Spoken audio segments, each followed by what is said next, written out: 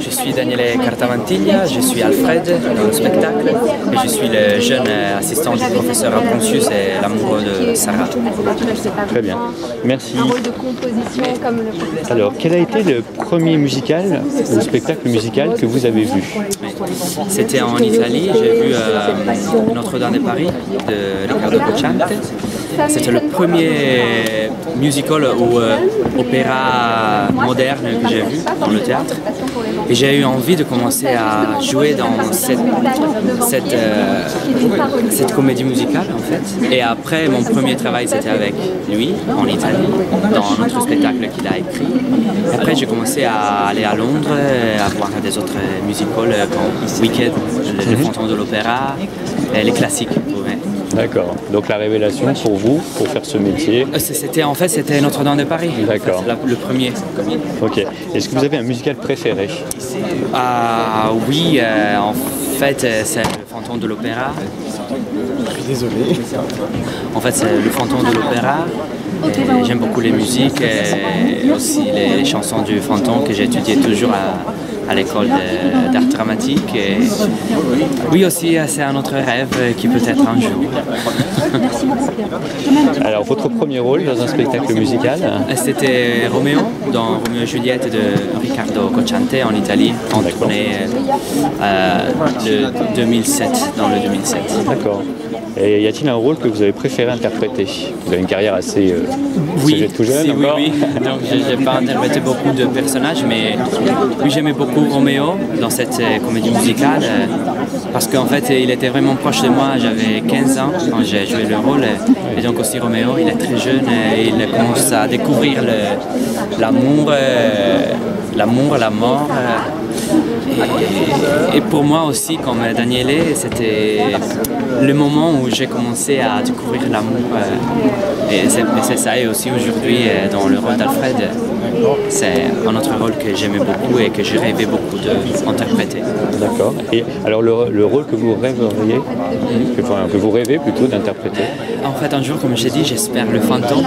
J'espère, mais je dois attendre beaucoup d'années. Vous avez la tessiture qui va bien? Oui, c'est ça, et j'aime beaucoup. Donc des fois, vous entraînez un peu à chanter ces chansons-là déjà? Oui, je me suis déjà entraîné, mais je suis très jeune, donc je le fais chez moi. Vous pourriez faire Raoul quand même. Oui, Raoul, au niveau de l'âge. Tu vas avant, oui. Ok. Est-ce qu'il y a un rôle féminin que vous aimez beaucoup? Ah oui, j'ai aimé beaucoup le rôle d'Elphaba dans Wicked, que c'était le deuxième musical que j'ai vu à Londres. Et oui, c'est parce que je pense que c'est un rôle aussi pour les chansons qu'elle a chantées, mais aussi parce que c'est un rôle qui donne la possibilité de... C'est comme la comparaison de notre métier, des acteurs. Il arrive un moment où tu peux commencer à jouer, à être sûr de ton travail et à avoir l'envie de faire un rôle et avoir la possibilité de le faire. Et c'est la même chose qui arrive à Elphaba dans le spectacle. Elle arrive à être elle-même, à comprendre qu'elle peut être elle-même dans sa vie aussi, à se réaliser. Ok. Est-ce que pour vous, un spectacle musical doit être chanté de bout en bout? Est-ce que dans un spectacle musical, ça doit être chanté du début à la fin? Ou est-ce qu'il peut y avoir des moments parlés Oui, non, pour moi, ça, c'est pas... Pourtant, oui, j'ai fait Roméo et Juliette, c'était tout chanté. C'était comme un opéra, en fait, lyrique. Mais aujourd'hui, je suis dans le rôle de vampire, que c'est musique, chante, comédie, mais oui, c'est plus amusant, je pense, quand tu as beaucoup de choses à faire. Et aussi, c'est plus difficile, mais c'est plus amusant. Oui.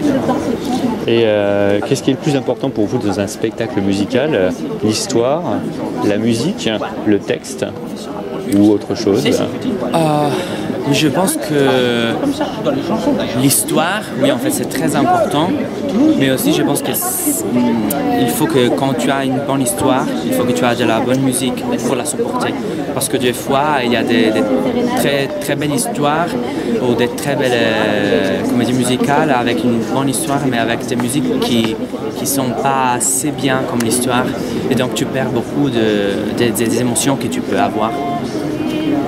Alors, est-ce que vous avez une habitude avant d'aller en scène, quelque chose, un petit porte-bonheur ou quelque chose Oui, en fait, Vous portez je bois chance. beaucoup Ouais. et après j'embrasse tous les collègues, surtout les collègues où je dois jouer beaucoup ensemble, comme Sarah ou le professeur. D'accord. Et est-ce que vous avez une petite anecdote à nous raconter? Quelque chose qui vous est arrivé d'un peu drôle sur scène un jour ou avant Ah oui, en fait, c'était la dernière dans notre comédie musicale. Ouais. Il y a, je ne sais pas en France, mais en Italie, il y a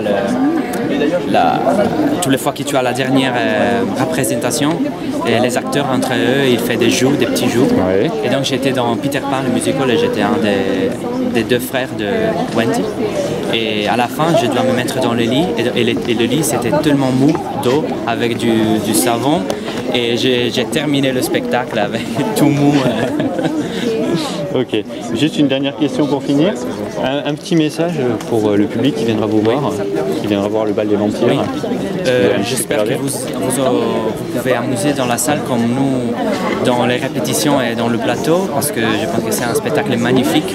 C'est très amusant, très drôle, mais aussi il y a des décors et des costumes superbes et des moments d'ensemble qui sont vraiment impressionnants. Ok, merci Daniel. Merci à vous.